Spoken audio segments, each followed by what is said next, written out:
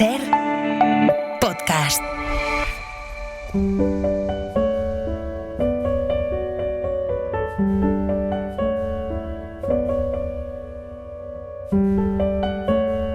Un libro, una hora. Dirigido por Antonio Martínez Asensio. Bienvenidos al podcast de Un libro, una hora. En este episodio os vamos a contar Memorias de Leticia Valle, de Rosa Chacel. Rosa Chacel nació en Valladolid en 1898 y murió en Madrid en 1994. Considerada como perteneciente a la generación del 27, vivió exiliada muchos años en Brasil y Argentina. Su estilo se caracteriza por una técnica narrativa anticonvencional, muy preocupada por la introspección psicológica. Es la autora de Barrio de Maravillas, Teresa o La Sin Razón, entre otras novelas, y ha escrito también cuentos, relatos, poesía, ensayos, biografías y diarios. En 1987 se le otorgó el Premio Nacional de las Letras. Memorias de Leticia Valle se publicó en Argentina en 1945 y no se publicó en España hasta 1971. Es una novela maravillosa donde tiene más importancia lo que no se dice que lo que se dice. Es inquietante, inteligente, rompedora y emocionante. Vamos allá. El día 10 de marzo cumpliré 12 años. No sé por qué, hace ya varios días que no puedo pensar en otra cosa. ¿Qué me importa cumplir 12 años o 50? Creo que pienso en ello porque, si no, ¿en qué voy a pensar? Leticia no piensa en todo lo que ha pasado. Lo ve dentro de ella. Recuerda bien la frase de su padre. Es inaudito, es inaudito. Pero ahora está lejos de su padre, también físicamente, y ya no siente aquel deseo de explicaciones. Ahora se atreve a hablar de sus cosas, a escribirlas para que no se borren jamás en su memoria. Y no por consolarme. Necesito mirarme al espejo en ellas y verme rodeada de todas las cosas que he adorado, de todas las cosas de que me han separado, como si ellas me hubiesen hecho daño. Leticia quiere hacerse una idea de cómo sería su madre ahora. Su madre murió y Leticia recuerda cuando estaba con ella en la cama, en el verano, y se despertaba y sentía que la piel de su cara estaba enteramente pegada a su brazo y la palma de su mano pegada a su pecho. Nunca se le borrará ese recuerdo. En vez de parecerme que cada vez lo miro más desde lejos, me parece que, al contrario, algún día pasaré más allá de él. Ahora lo estudio, lo repaso. Antes lo miraba, me pasaba horas contemplándolo. Fuera de eso, Leticia no recuerda nada bueno de aquellos años. Solo la angustia de tener que aprender unas cosas para comprender otras. Se pasó oyendo 4 o 5 años, sin comprender, que su padre había ido a África a hacerse matar por los moros. Leticia no entendía por qué ni por qué lo decían con esa tranquilidad. Leticia pasaba la mayor parte del tiempo con su tía Aurelia, que era la menos aficionada a hablar. La profesora de Leticia, unas temporadas iba muy puntualmente todas las mañanas y otras se estaba varios días sin aparecer. Tanto ella como el médico decían que Leticia sabía demasiado y que le convenía más pasear que estudiar. Su tía, de hecho, la sacaba a pasear todos los días y siempre, antes o después del paseo, se detenían en casa de la abuela. Allí era donde había grandes conversaciones alrededor de la camilla. Yo me asfixiaba allí, y uno de los recursos que tenía para salir pronto era preguntar a mi abuela si tenía algún encargo que hacernos. Ella lo tomaba como si yo tuviese mucho empeño en complacerla y reservaba los encargos delicados para nosotras. A Leticia le gustaba sobre todo tener que ir a la farmacia, que estaba en un pasaje cerca de una rotonda con montera de cristales, y esa rotonda tenía 4 estatuas que representaban las estaciones, y en medio una estatua de Mercurio. A cualquier hora, en cualquier época del año, había allí una luz que le hacía a uno comprender. Yo desde allí comprendía, no sé por qué, la historia. Leticia sentía que allí aprendía mucho, pero en realidad en todas partes tenía esos ensueños. Unos eran los que la acompañaban en las visitas, otros en la cama antes de dormir y otros hasta en la iglesia. A los 8 llevaron a Leticia al colegio de las Carmelitas para que tuviese trato con otras niñas, y allí fue donde empezó a ver lo que eran las chicas. Las chicas a Leticia le produjeron horror y asco. Las veía jugar, a hacer comiditas y hubiera querido pisotearlas. Sin embargo, se portaba bien con ellas. Jamás riñó con ninguna. Solo las miraba hasta salírsele los ojos, pero ellas no sabían por qué. Pero al colegio no fue más que unos meses. Cuando cambió todo fue a la vuelta de mi padre. Los días en que se supo que estaba herido, se animó todo el mundo en las dos casas. Las noticias llegaban a la de mi abuela. Mi tía y yo íbamos allí y parecía que unos y otros teníamos ya algo que hacer. Esperarle, cuidarle luego. Su padre volvió herido, con la pierna amputada. Leticia creía que su padre iba a explicarle, que él iba a estar cerca de ella en todo lo que le interesaba a Leticia, que con mirarle solo comprendería aquellos misterios, aquellos dramas que llevaba dentro. Pero no fue así en absoluto. El padre de Leticia quería mucho a su hija, la quería muchísimo, quería tenerla siempre con él, pero no quería que le preguntase nada. La mirada de Leticia, su ansiedad, le hacían daño. No tenía valor para recordar, no había conseguido que le matasen los moros, pero sí que le matasen sus recuerdos. Se había acostumbrado a tener a los pies a su vieja perra de caza y quería que todos le escuchasen como ella, sin rechistar. Así pasó el invierno. Mientras duró su convalecencia, estuvo siempre acompañado y entretenido. Luego empezó a salir y a decir que no podía soportar la ciudad. Decía primero que era el clima, que le era difícil cruzar las calles con muletas, y luego que no sabía hacer nada sirviéndose de la mano izquierda, que necesitaba vivir en un sitio donde pudiera tener aire sin necesidad de moverse. Y al fin decidió salir de Valladolid, arreglar la casa que tenía en Simancas y encerrarse en ella para siempre. En los primeros días de abril salió para allá mi tía con la criada, y poco después mi padre, el ama y yo. Salimos por la mañana temprano y llegamos en cosa de una hora. Hacía mucho calor. La vida de Leticia cambió por completo. Sobre todo que dejó de ser el centro de la casa.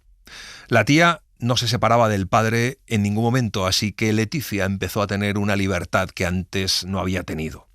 En Valladolid, Leticia no había salido sola a la puerta de la calle, jamás. Pero en Simancas empezó a buscar de cuando en cuando un pretexto para salir. Ir al estanco a comprar un lápiz o algo así. Estaba tan desorientada que a veces le parecía que se estaba volviendo tonta. Todas las cosas que antes le preocupaban dejaron de interesarle. No volvió a acosar a su padre con miradas interrogantes, no volvió a coger los libros, ni a entretenerse en sus fantasías de otras veces. En aquellos días no pensaba más que en comer. Me tiraba de la cama temprano y me ponía a la puerta a esperar al panadero. Mi desayuno solía durar 1 hora. Mi padre desayunaba en la cama y mi tía no tomaba más que un sorbo de café. Yo me quedaba sola en el comedor, mojando pan en la leche hasta que se me acababan las fuerzas. Después me iba a la huerta, echaba un poco de agua a los 4 tiestos que había por allí y me ponía a mirar a los conejos.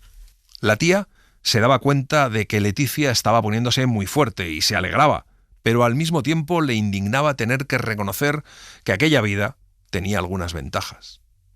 De cuando en cuando, la tía decía que Leticia se pasaba el día sin hacer nada, que antes había que quitarle los libros por la fuerza y que no había vuelto a ocuparse de ellos, que se iba a terminar embruteciendo. Leticia alzaba los hombros o se echaba a reír. Solo que yo sabía que lo que me embrutecía no era la falta de libros, no era que antes estudiase y ahora no hiciese nada, sino precisamente que ahora el no hacer nada lo hacía de otro modo. Antes ponía más atención en ese no hacer nada que en cualquier otra cosa. Memorias de Leticia Valle es una novela feroz por lo que omite, por lo que no dice.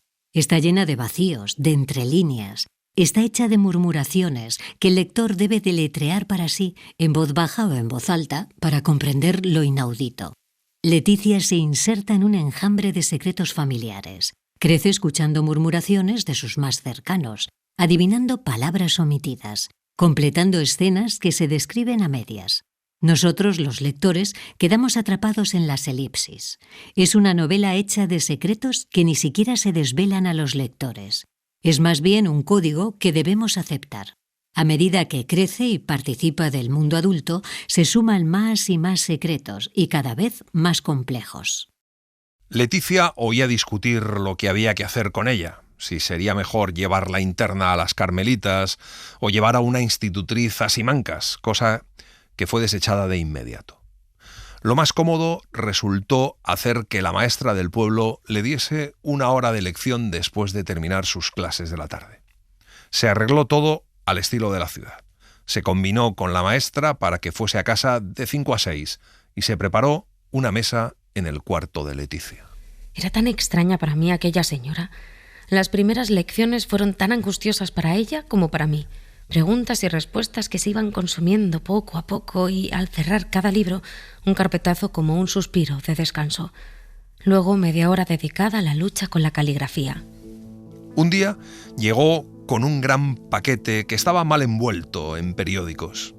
Eran labores de las chicas de la escuela que la profesora se llevaba a su casa para preparar.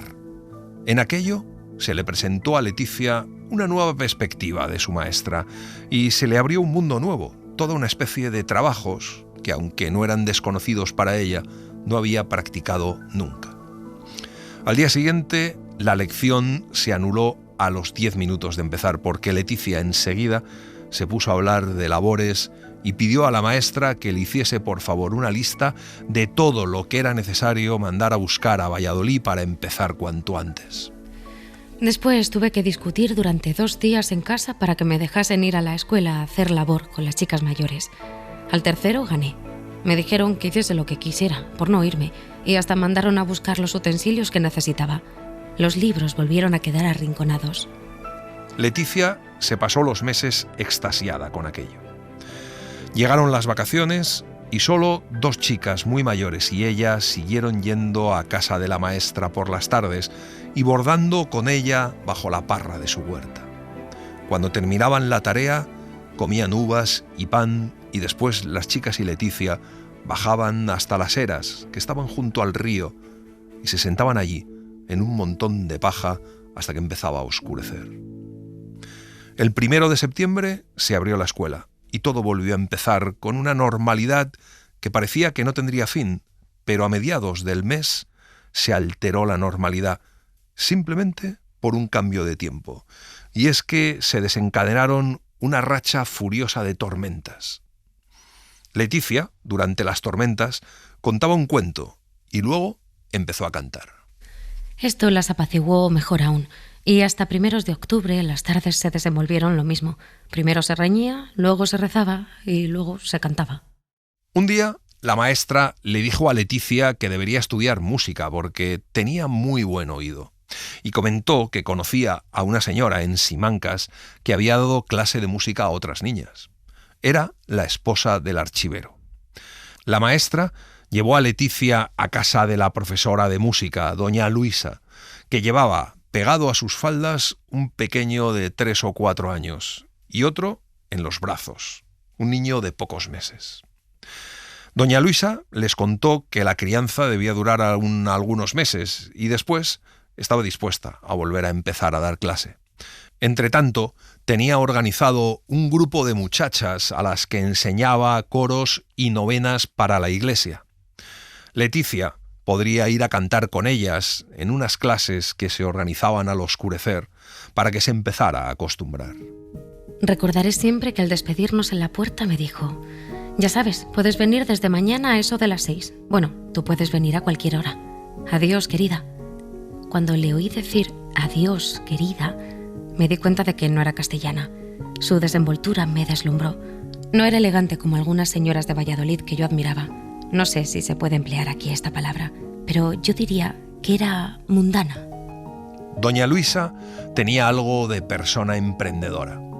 Llevaba un vestidillo de vuela que se le desabrochaba por todas partes y tenía puestas unas chinelas de tafilete rojo que hacían que sus tobillos resultasen aún más huesudos. Tenía un cerco oscuro entre azul y verde alrededor de sus ojos grises, muy grandes. Era muy guapa.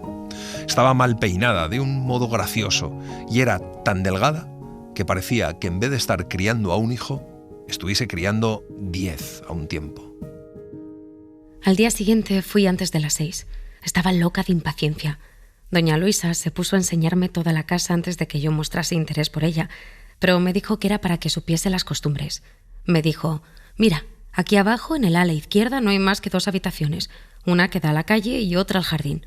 Las 2 se le reservan a mi marido, porque si no los niños no le dejan leer. El cuarto de las chicas estaba en el sobrado. Al abrir una puerta que quedaba en medio del rellano donde desembocaba la escalera, le enseñó el salón del piano. Era inmenso.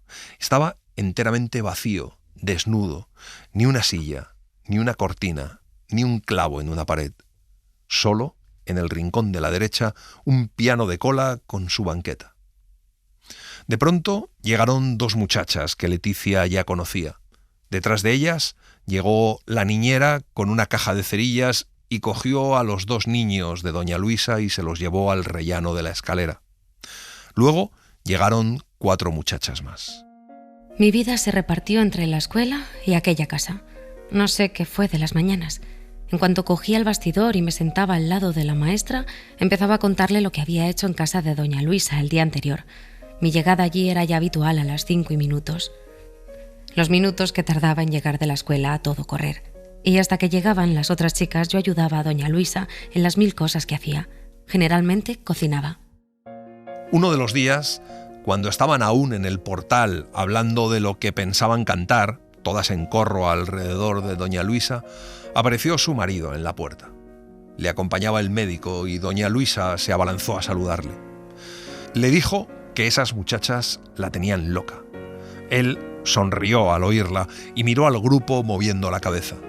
De pronto, alargó una mano y cogió en un puñado todos los tirabuzones de Leticia, apretándolos junto al cogote. Esta es la que tiene que darte más guerra. Con estos pelos buena debe ser. La mano que sujetaba el pelo de Leticia lo había ido soltando todo menos un tirabuzón que se quedó entre sus dedos. A fuerza de tirar con disimulo, Leticia consiguió que lo soltara. Enseguida dijo buenas noches y echó a correr, como si la persiguiesen, y con una sensación muy extraña. El marido de doña Luisa le dio la impresión de ser un hombre sumamente arbitrario y muy poco amable. A la mañana siguiente, todo el calor, toda la trascendencia que tuvo para ella la noche anterior habían desaparecido. Doña Luisa estaba esperando a Leticia con impaciencia. Tenían en aquellos días el proyecto de hacer un gran arreglo en la casa.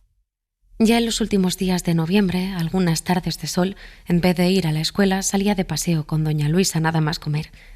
Bajábamos a sentarnos en aquellos restos de construcción que se adentraban en el río a la derecha del puente y nos estábamos mucho rato calladas, mirando los abedules pelados en las islas. En uno de esos paseos se encontraron un día con la tía Aurelia. Doña Luisa saludó a la tía Aurelia como si la conociese de toda la vida. La tía le agradeció más de 100 veces las atenciones que tenía con Leticia y le describió con la mayor exageración los cuidados que tenía que prestar al padre de Leticia, que eran la causa, como explicó, de que hiciese una vida tan retirada. Doña Luisa le habló de la preocupación por la educación de Leticia. Le habló de colegios, de institutos, de planes de estudio y del talento de Leticia. Nunca me había elogiado. Yo no había hablado nunca con ella más que de cosas tontas. ¿Por qué sacaba de repente lo de mi talento? Me resultó extraño y al mismo tiempo me impresionó mucho.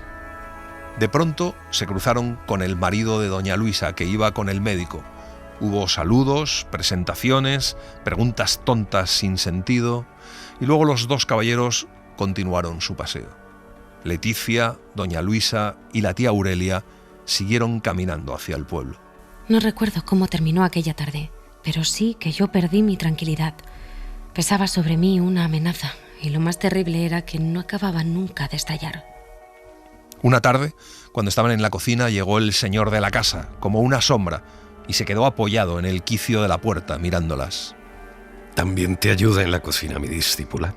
Doña Luisa dijo, como si la conversación estuviese empezada hacía rato, como si todo el mundo se hubiese puesto ya de acuerdo, que todo lo que ella le había enseñado a Leticia ya lo había aprendido, y que a ver cuándo podía decir el otro tanto. Leticia creyó que estaban hablando en broma. Anda, ven, que te voy a examinar. Vamos a ver ese talento. A Leticia no había nada que le inspirase más horror que un examen. Él le hizo sentar junto a la mesa, frente a la gran puerta de cristales que daba a la galería, y se puso de espaldas a la luz. Para que él no viera que estaban a punto de saltársele las lágrimas, Leticia se puso a mirar como distraídamente las cosas que había sobre la mesa. ¿Te gusta el mono? Y es que sobre la mesa había una cabeza de mono del tamaño de un coco, sumamente real y expresiva, con una especie de gorrito turco puesto. Era de tierra cocida. Él le levantó el gorrito, que era como una tapadera, para que viese que estaba llena de puros, y le contó que se lo había regalado un amigo que lo compró en París en la exposición de 1900, que hacía ya más de 10 años que se lo habían dado.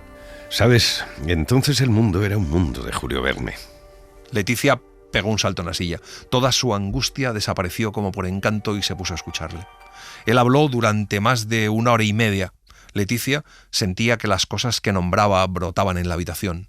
Luego le dijo que no sabía que Leticia supiera tanto y como ella no había abierto la boca, le pareció que empezaba a burlarse de ella. Me percaté enseguida de que contigo sería inútil empezar con preguntas y en cambio, mientras yo hablaba, me ha sido muy fácil ver en tu cara lo que comprendías y lo que no. Leticia volvió a sentirse caída en una ratonera, pero empezó a reír, casi hasta llorar. Acercándose a la puerta del comedor, gritó que se iba corriendo, que era tardísimo. 1 hora después estaba en la cama tiritando y tratando de entender lo que había pasado. Pensó enseguida en reunir todos sus viejos libros para ver si eran aprovechables, y aunque sabía que su nuevo profesor no le haría nunca preguntas bruscas, se dispuso a repasar lo que sabía, pero sentía que había empezado a sufrir las consecuencias del embrutecimiento, resultado de la vida que venía llevando. Me había zambullido de tal modo en el mundo de las mujeres, con sus tonterías y sus pequeños vicios. Esta era la frase de mi confesor. Entonces sentí un asco de ser mujer que me quitó la fe hasta para llorar. Leticia se dio cuenta de que allí empezaba una nueva fase de su vida. Tenía lástima de sí misma, pero se miraba con crueldad al mismo tiempo. A las 8 saltó de la cama para hacer todos los preparativos, que al fin y al cabo no eran más que reunir sus libros y cuadernos, afilar un lápiz y poner punto nuevo a la pluma. Una vez hecho, se vistió y no se puso sobre el vestido el delantal blanco de otros días porque decidió ir a la escuela solo para contar a la maestra su nuevo plan de estudios y decirle adiós. Mi llegada bastó para desorganizar la tarde, porque la maestra misma dijo: ya sé lo que vienes a decirme. Desde ayer por la mañana sé yo que vas a dar clase con don Daniel. Yo le dije: entonces lo ha sabido usted antes que yo misma. La maestra le hizo prometer 1000 veces que volvería de cuando en cuando y las chicas la despidieron ruidosamente con gritos y abrazos. Cuando ya iba a salir, una chica poco más alta que Leticia fue hacia ella, la miró de arriba abajo, la rodeó con un brazo a la cintura y le hizo dar un par de vueltas de baile. Leticia se escapó enseguida. Comprendí que aquello no había sido una crítica, pero sí un comentario de mi vestido. La chica que ya no me quería mal, pero era de las que se fijan en todo y lo había hecho como diciendo: ¡qué cinturita! Cuando Leticia llegó a casa de doña Luisa, le pareció encontrarla muy bien dispuesta. Nada más ver a Leticia con la cartera llena de libros, soltó su delantal, le hizo ponerlos en la mesa del comedor y se enfrascó en ellos. Luego cogió unos cuantos libros en la mano, le dijo a Leticia que recogiese el resto y que se instalase en el despacho donde podría estudiar sin que nadie la molestase. Detrás de nosotras, con sus pasos insensibles, entró mi profesor. Doña Luisa le dijo: ya ves que no estaba perdiendo el tiempo. Y se fue enseguida. Él revisó mis libros en un momento y los desahució todos. Me dijo que había que pedir a Valladolid los textos del instituto y se puso a hacer una lista. Cuando Leticia llegó a casa fue al comedor. La tía no estaba. Leticia abrió el aparador y comprobó la señal que había hecho en la etiqueta del coñac. Estaba apenas empezado y ya faltaban casi 2/3. Aquella noche, en la mesa, Leticia fue midiendo las dimensiones del mal, los estragos que había hecho y los que podría hacer. Estaba tan abrumada que no se atrevió a levantar los ojos del plato, pero oía la manifestación que había dado origen a su sospecha, la forma que tenía su padre de hablar. Se dio cuenta de que su tía estaba en el secreto y contribuía al aislamiento de la casa. Cuando me metí en la cama, mi tristeza era inmensa, pero al mismo tiempo me sentía descansar en ella. Era como tocar tierra firme. Sufría por algo verdaderamente doloroso. No me debatía como otras veces en aquellas aventuras angustiosas de mi imaginación. Leticia es una niña incómoda en su niñez, para quien la infancia es una enfermedad de la que debe curarse. Mira con desprecio a sus pares. Les critica su falta de agudeza, su torpeza. Ella es una chica madura, precoz, atenta a las epifanías de su cuerpo y mente. Nota que su figura cambia, que resulta deseada por otros, Se da cuenta de que su inteligencia es atractiva para los adultos. Se hace consciente de su poder, de lo que puede generar entre los otros, pero ella va más allá, pues se arroja a un proceso hermenéutico para aprehender los recovecos del alma humana, en el que el verdadero aprendizaje oculta las lecciones artificiosas de la cultura escolar. Las lecciones empezaron con regularidad, pero no con puntualidad. Leticia se pasaba las mañanas estudiando y me cogía la frente con las manos como para sujetarla sobre los libros. Doña Luisa iba cada 5 minutos a proponerle una cosa distinta. Su marido le contestaba bruscamente, le lanzaba una mirada furibunda cada vez que abría la puerta. Una mañana, doña Luisa le dijo que al día siguiente les llevaba el médico en su tartana a Valladolid para comprar cosas y le preguntó si quería ir con ellos. Pero al final, don Daniel se quedó. En el coche iba doña Luisa con su hijo Luisito. A mitad de camino le tuvo que dar el pecho. Estaba tan extraña con su canotier y sus solapas de cazador entreabiertas, entre las que le asomaba el pecho izquierdo con una vena transparentándose tanto que parecía una Y dibujada con tinta azul. Nada más llegar a Valladolid fueron al mercado del Val y del Val al Campillo. Al fin entramos en Casa Rodríguez. Doña Luisa tenía que dar otra toma al niño, así que Leticia trató de llegar al mostrador para pedir las figuritas de mazapán, las peladillas y la pasta para la sopa de almendras. Cuando estaba intentándolo, se dio la vuelta y vio que doña Luisa se levantaba y ponía a su niño en las manos de una señora que estaba junto a ella mientras gritaba ¡ay, Dios mío!, con una voz cada vez más aguda. Alrededor de la señora que tenía el niño se había formado un corro. Yo no sé cómo llegué junto a ella y vi que el niño estaba amoratado, rígido y como sin respiración. No duró más que un instante. Reaccionó enseguida, le salió la leche por las naricillas y empezó a llorar. Se lo arrebaté y se lo llevé a su madre. Después de la comida, todo había pasado y se reanudaron las compras. Al terminar, Leticia pidió si podían pasar por casa de su abuela para que subiese de un salto a felicitarles las Pascuas. 10 minutos después, entraba Leticia como una tromba en el gabinete donde su abuela hacía un tricot y sus 2 tías bordaban. Besos, exclamaciones. Decían las 3 a un tiempo. «Estás desconocida, estás desconocida». Yo hablé lo más que se puede hablar en el menor espacio de tiempo. Volví a besarlas y al salir me llevé a mi tía Inés hacia el pasillo. Leticia le hizo un encargo a su tía, una manta, y le dijo cómo la quería. El día había sido feliz, salvo por el susto. La noche de Nochebuena pasó ligera porque doña Luisa había prometido tocar en el coro de la Misa del Gallo y para que pudiesen asistir hasta las criadas todo se preparó deprisa y con sencillez. Durante la cena, Leticia intentaba entender de qué hablaban el médico y don Daniel. Hubiera podido pasar también allí la noche de Año Nuevo, pero no quiso contrariar más a su familia y accedió a quedarse en casa y a meterse en la cama a las 9.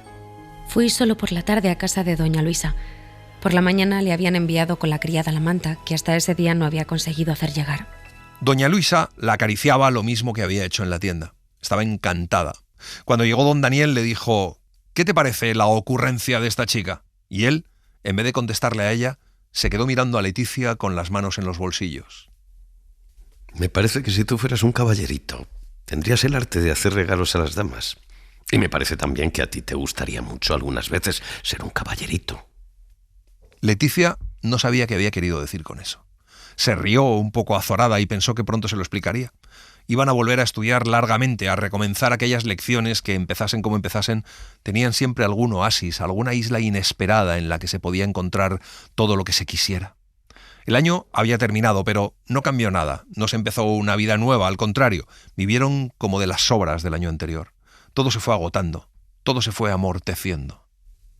No tiene ningún sentido escribir esto. Es infinitamente estúpido y bochornoso. Y, sin embargo, necesito decirlo. Quiero hacerle esta advertencia a mi orgullo. Yo no soy nada excepcional.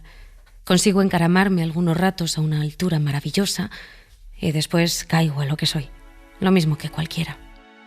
Un día, volviendo de casa del jardinero de ver a su hijo recién nacido, al pasar por el puente, Leticia vio a una muchacha que parecía criada de alguna casa buena, que llevaba un cesto al brazo.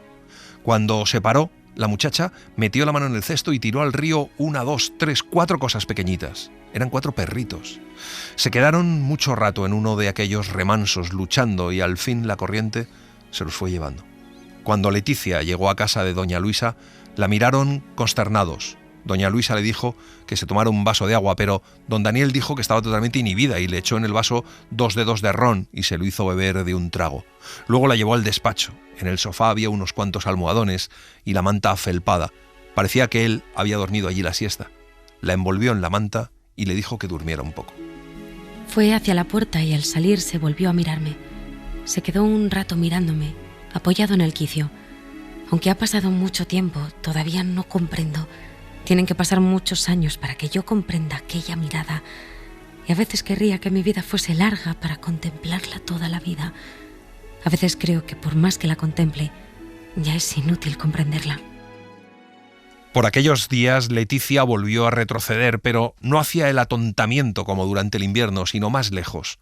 Volvió a reanudar las fantasías, los ensueños de cuando era pequeñísima. Estudiaba mal y hasta escuchaba mal a don Daniel.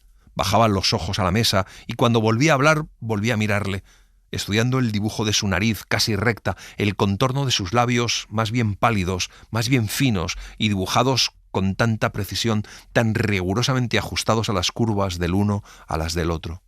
Pero los delirios no pararon en la observación. Una de las primeras tardes calurosas, cuando llegó bajo el sol, por toda la carretera desde el castillo, tiró la chaqueta en una butaca y se sentó junto a la mesa. Como siempre, de espaldas a la puerta de cristales. Al poco tiempo empecé a observar la luz que atravesaba su camisa. Al inclinarse apoyándose en el brazo del sillón, la camisa se le ahuecaba un poco y dejaba ver la parte lateral de su torso. No el pecho, sino el costado, donde se le marcaban un poco las costillas, bajo una piel que parecía dorada entre la blancura de la camisa. Un día don Daniel le dijo que estaba totalmente distraída y le dio, para que se entretuviese, una caja de madera llena de fotografías. Eran casi todas retratos de familia. Leticia preguntaba y al final don Daniel se sentó a su lado y fue él quien empezó a hacerle preguntas a ella. Cuando llegó la hora de que Leticia se fuera, don Daniel saltó del sofá, le cogió la cabeza con las 2 manos, hundiendo los dedos en su pelo, y después le apretó el pescuezo como si fuese a ahogarla. Su sonrisa luchaba por ser una risa franca, pero no consiguió echarse a reír. La llevó hasta la puerta casi en vilo y allí la empujó hacia el pasillo. Vete de aquí, traidora. Por la noche, Leticia oyó de lejos la campana de la ermita del arrabal y pensó de pronto que hasta el mes que viene no tenía que confesarse. Pensó que pasaría el tiempo y que las sensaciones no serían tan febriles y podría expresarlas de un modo más razonable. Con esa certeza consiguió dormirse. Le despertó, pasadas las 8, una bocina tocando insistentemente a la puerta. En Simancas nadie tenía automóvil. Su tío Alberto, su mujer y su hija se habían presentado de sorpresa. En los 3 días que estuvieron en casa, Leticia no se ocupó más que de ellos. Mi tía Frida no estaba mal. Sobre todo iba vestida maravillosamente. Pero Adriana me gustó mucho más. Era la chica más bonita que yo había visto. Tenía solo unos meses más que yo y era un poco más alta y más gruesa, pero tan aniñada que daban ganas de llevarla en brazos. Su tío Alberto pensaba quedarse unos meses en Valladolid. Quería obtener dinero para sus empresas de Berna y lanzar un pleito que mantenía desde hacía tiempo con otros parientes. La tía Frida no pensaba quedarse en Valladolid. Tenía el proyecto de irse con su hija en el coche, recorriendo toda España hasta el mes de septiembre, en que se volvería a Berna con o sin su marido. De pronto le pidió al padre de Leticia que la dejara llevársela, pero el padre dijo que no.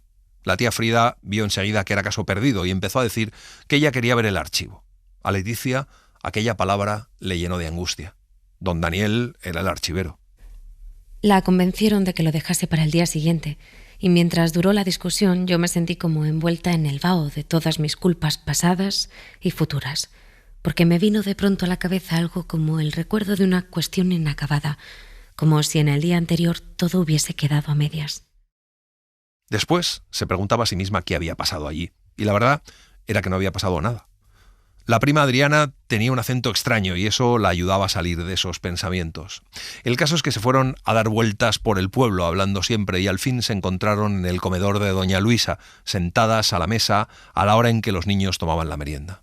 No puedo recordar lo que dije cuando entramos. Debió ser todo muy natural, pero me queda la impresión de que por un largo rato fui sorda. Algo debí decir, pero ni mis palabras ni las de los demás llegaron a sonar en mis oídos. Pero de pronto vio a don Daniel sirviéndose una taza de café, bebiéndola de pie, de un sorbo y saliendo por la puerta. Adriana le pareció muy simpático, pero Leticia solo recordaba una frase que dirigió a doña Luisa. Ya estás viendo que este pimpollo se me ha desmandado enteramente. A la hora de la cena, la tía Frida sacó de su maleta muchas cosas que había llevado para Leticia. Adriana le dio un paquetito diciendo que eso lo había comprado para ella. Era el emblema de la ciudad donde ella había nacido, un osito tallado en madera oscura, con la boca abierta, los dientecitos blancos y una lengua muy roja.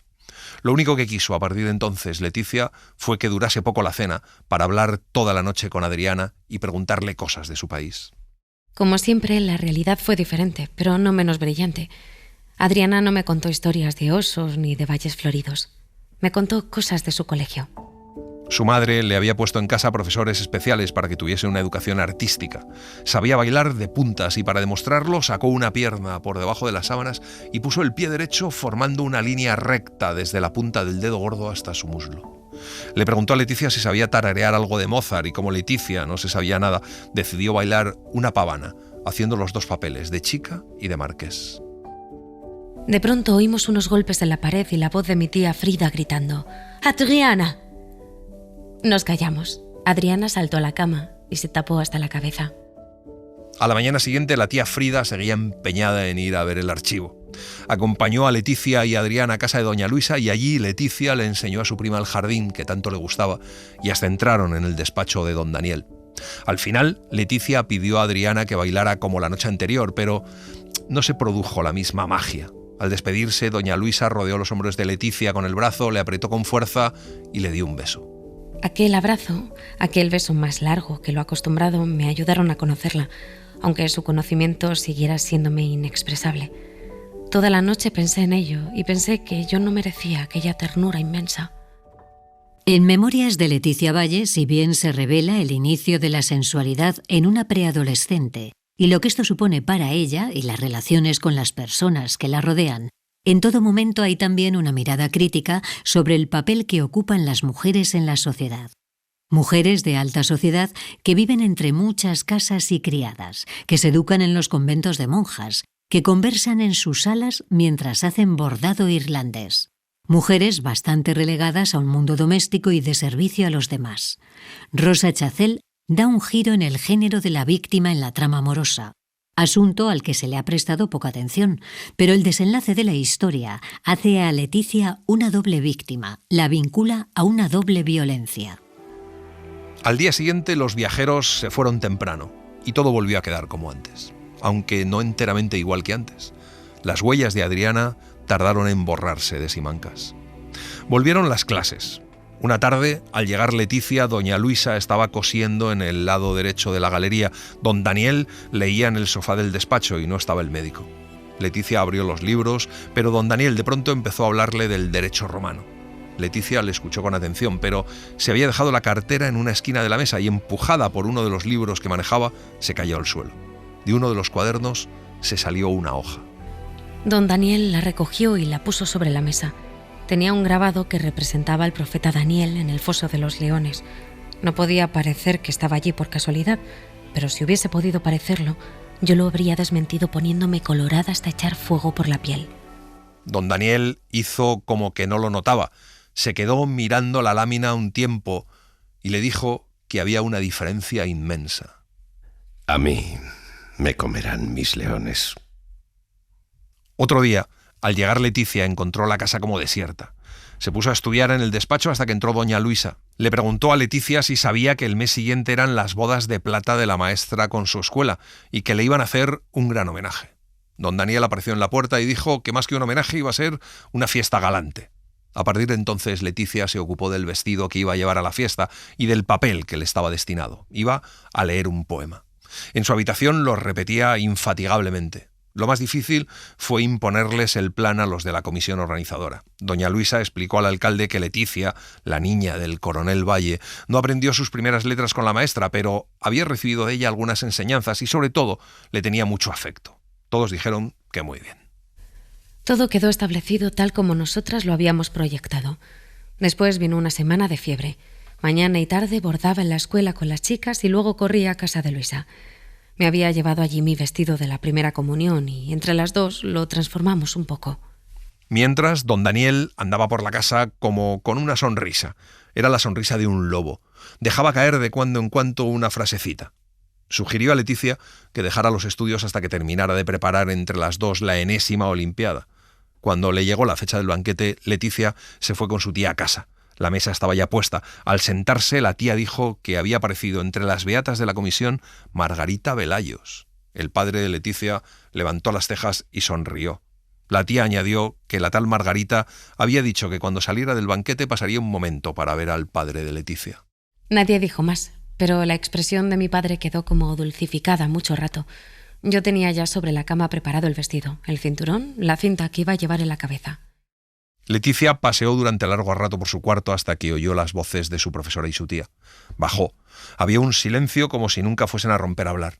Margarita Velayos estaba allí sentada, casi tocando con su rodilla la del padre de Leticia. Tomaron el café. Ella bebió su copa de coñac en 3 sorbos, y al mismo tiempo que hacía aquel ademán varonil, su cabeza tomaba una actitud tan delicada como la de una virgen. Al marcharse, el padre tuvo mucho rato su mano cogida y le dijo solamente que había tenido una alegría muy grande. La miró con una tristeza inmensa. Yo llegué a la fiesta. Llegué vestida, peinada y dispuesta en todo exteriormente. El derrumbamiento de mi ánimo nadie lo conocía. Cuando Leticia empezó a recitar, el murmullo, la inquietud del gentío, todo se borró, y también la distancia de 5 o 6 metros que la separaba de don Daniel. Leticia quería atormentarle, pero ¿por qué había de sentirse atormentado con aquello? No es posible explicarlo. Lo que puedo asegurar es que él sufría en aquel momento una verdadera tortura y que en mis planes había figurado desde un principio la posibilidad de lograrlo. Cuando terminó, aplaudieron. Leticia no supo si mucho o poco, porque al decir el último verso perdió la conciencia de todo. Procuraba sonreír, pero sentía que odiaba a todo el mundo. Al abrazar a la maestra, apoyó su cara contra su mejilla mojada por las lágrimas. Al bajar de la tribuna, siguió repartiendo sonrisas y miradas feroces hasta que volvió a encontrarse junto a Luisa. Desde su sitio, observó que la silla de don Daniel estaba vacía y le pareció imposible que se hubiera ido. ¿Acaso algún día, con los años, adquiera una condición que ahora me falta? El sentido de la continuidad. No logro imaginar siquiera lo que harán las personas mayores al día siguiente, cuando han hecho una gran barbaridad, cuando se han puesto en ridículo o se han entregado desenfrenadamente a una emoción, pero quiero creer que obrarán en consecuencia. El día de la fiesta, Leticia sentía que tenía 15 o 20 años y al día siguiente 5 o 6. Le daba asco esa enfermedad que era la infancia. Pero desde entonces Leticia tuvo un acercamiento gradual con don Daniel, que volvió a ser cordial, volvió a prodigar las explicaciones fáciles. Una tarde, cuando llegó, encontró a Luisa tendida en la cama y a su alrededor don Daniel, a quien habían mandado llamar, y las muchachas poniéndole paños con árnica en una rodilla. Y es que doña Luisa se había caído. Su expresión de sufrimiento era horrible. Cuando llegó el médico, le vendó la pierna y le dio un calmante. Luisa, que era en todo tan armoniosa, que parecía tan firme en sus modales, en sus palabras, generalmente escasas, de pronto dejaba ver que era débil. Don Daniel, en cambio, era 100 veces más admirable cuando uno de aquellos gestos de tristeza le pasaba por la cara. Leticia se pasaba el día entero con doña Luisa y naturalmente no estudiaba. Al bajar del cuarto una tarde vio a don Daniel en el despacho y entró resueltamente a preguntarle por lo que se sabía de lo que le pasaba a doña Luisa, y don Daniel se lo explicó largamente. La escayolaron y le dijeron que tendría que estar casi 4 semanas inmovilizada. Don Daniel hacía todas las tardes varias apariciones en el cuarto, siempre breves, decía unas cuantas palabras y se marchaba. En una de ellas aludió al abandono de los libros de Leticia, que no le hizo mucho caso. Estaba recostada en los almohadones, un poco inclinada hacia la izquierda, con la sien apoyada en la mano y el otro brazo extendido a lo largo del cuerpo. Su mirada era amenazadora, pero era como el que amenaza con rencor y angustia al mismo tiempo. Su mirada decía exactamente: «¿Quieres quitarme lo único que tengo?». Doña Luisa aprovechó para enseñar solfeo a Leticia, que era para lo que había ido la primera vez a aquella casa en realidad. Leticia aprendió enseguida a leer la música, pero poco a poco don Daniel volvió a emanar desconfianza, ironía, acritud, así que Leticia ocultaba siempre las lecciones de música antes de que llegase don Daniel. Leticia empezó a notar que en los ratos que estaban sentados junto a la mesa, don Daniel hablando y ella escuchando, de pronto su mirada se apartaba bruscamente de ella, como si de pronto le asaltase una idea que necesitase esclarecer con atención intensa, y miraba a un rincón oscuro donde debía estar brotando para él fantasmas horrorosos. Y cómo decirlo, lo que se reflejaba en su cara en esos momentos era exactamente lo que yo había estado queriendo provocar con mi pensamiento. Leticia anhelaba contemplar uno de aquellos gestos, sorprender una de aquellas miradas borrascosas. De ellos provenía toda la irritación y la acritud de don Daniel. Una tarde, don Daniel cortó la lección bruscamente, diciendo que tenía que irse. Al día siguiente, antes de empezar la lección, sus preguntas fueron casi ponzoñosas. Si había estudiado, si se lo sabía. A la mañana siguiente, Leticia llegó al cuarto de doña Luisa enteramente descorazonada. Doña Luisa había llevado su enfermedad con una paciencia heroica, pero el médico le había dicho que necesitaría un par de semanas más. Cuando don Daniel llegó del archivo, Leticia no ocultó sus papeles de música esa vez. Don Daniel se mantuvo entonces completamente inalterable, como si no hubiese visto nada, pero por la tarde sintió la necesidad de explicarle, pero él le contestó casi despectivamente. ¿Con qué vas a dedicarte al bel canto? ¿Cómo no me habré yo dado cuenta antes de que eras un artista? No dijo más. Hubo un silencio corto y pavoroso y bruscamente se fue. Leticia tuvo la sensación de que al marcharse don Daniel había escuchado un rechinar de dientes o una pequeña risa o una ligera tos. Leticia se hundió en una inmensidad de miseria, se dejó caer en el sofá de bruces y escondió la cara entre los almohadones. Al rato levantó la cabeza. Don Daniel estaba apoyado en el quicio de la puerta. De su semblante habían desaparecido por completo la crueldad, la humanidad y la ironía. Solo estaba presente lo otro, lo horrible, lo indefinible. Don Daniel entró y cerró la puerta detrás de sí. Te voy a matar. Te voy a matar. No tengo que cambiar de método. Es estúpido querer describir una fiebre alta. Basta con decir los grados que llegó a alcanzar. Basta con contar las cosas que sucedieron una tras otra, pasando deprisa por ellas hasta el fin, y se acabó. Al día siguiente no sucedió nada. Leticia no fue a ver a doña Luisa por la mañana. Por la tarde fue, pero no subió del mismo modo. Al otro día tampoco fue a ver a doña Luisa, ni al otro. No fue por la mañana ni subió por la tarde. Al cuarto día, Leticia oyó por el pasillo de su casa unas inmundas reflexiones que el ama iba haciéndose y que ella no comprendió. Pero aunque las hubiera comprendido, ya no hubiera podido poner nada a salvo. El quinto día, Leticia no fue a ver a doña Luisa por la mañana, no subió por la tarde, y la puerta del despacho volvió a cerrarse. Inesperadamente, el pestillo se levantó con violencia y toda la puerta fue zarandeada un momento.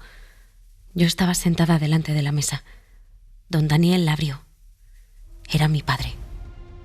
Leticia oyó que don Daniel pronunciaba una palabra que ella no comprendió.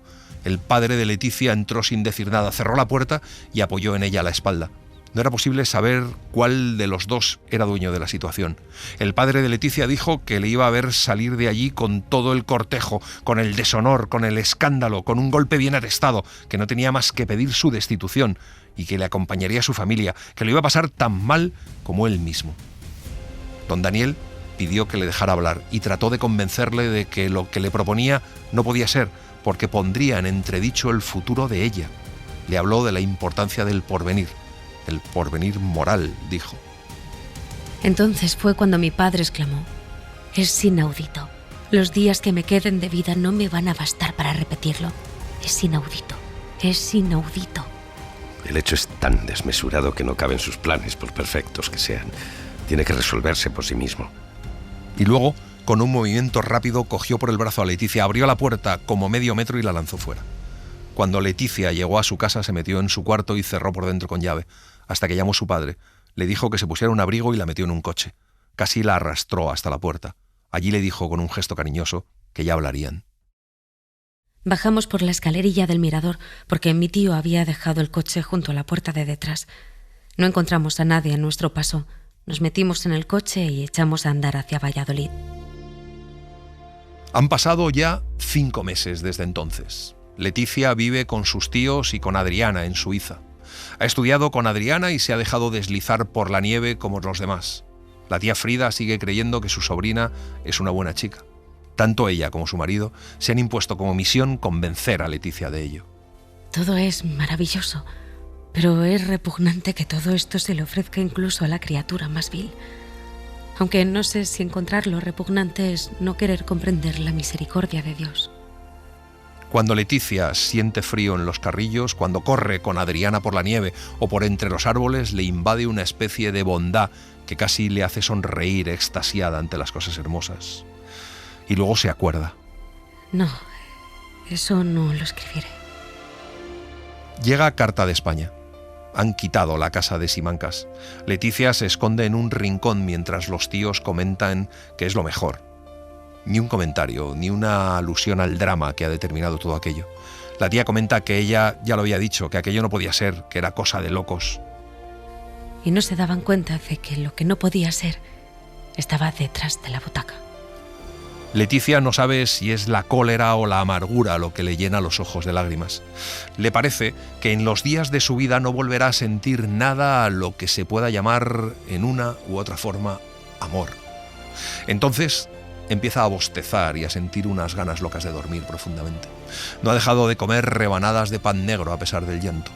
Sale tranquilamente del rincón y aunque sus tíos se asombran, no le dan importancia porque tal vez Leticia, piensan, no ha oído nada. Al entrar en mi cuarto me acordé de que al día siguiente era el 10 de marzo. Miré la rama de hiedra que subía por el marco de la ventana y había crecido lo que yo tenía calculado. Y así les hemos contado Memorias de Leticia Valle, de Rosa Chacel. Hemos seguido la edición de la editorial Comba, con prólogo de Andrea Jeftanovic, del que hemos citado varios fragmentos. Gracias por estar ahí y gracias por leer. Un libro, una hora, en la cadena SER. Un programa escrito y dirigido por Antonio Martínez Asensio, con las voces de Laura Carrero del Tío y Eugenio Barona, y la participación de Olga Hernán Gómez. Edición y montaje de sonido de Pablo Arévalo. Diseño sonoro de Julia García Soto. Y en las redes, Laura Martínez Pérez. Para no perderte ningún episodio, síguenos en la aplicación o la web de la SER, Podium Podcast o tu plataforma de audio favorita.